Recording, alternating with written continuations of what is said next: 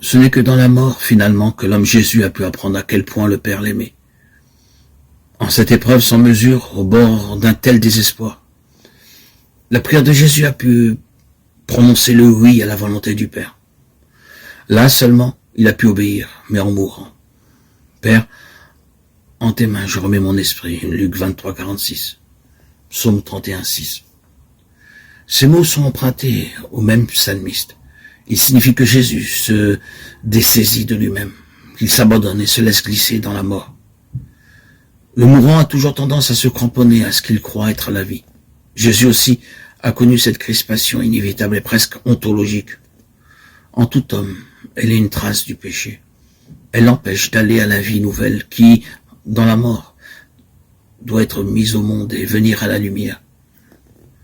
Dans un abandon total, sans aucune résistance, sans savoir, en sachant qu'il sombre et que la mort l'engloutit, Jésus accepte de perdre pied et se laisse aller entre les mains de son Père.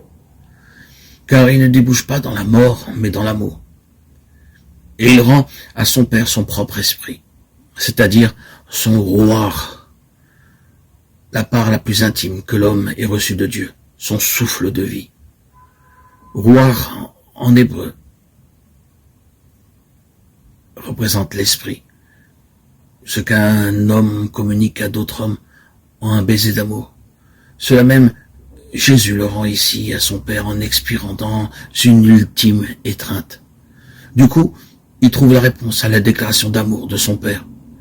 Tu es mon fils, mon bien-aimé.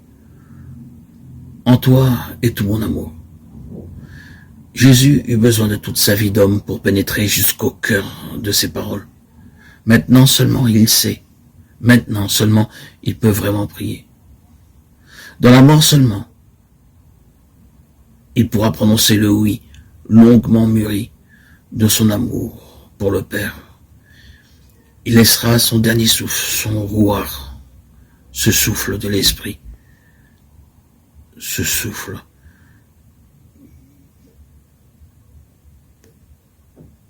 Il le dira dans sa plénitude en paix au-delà du désespoir et du doute, par son dernier souffle.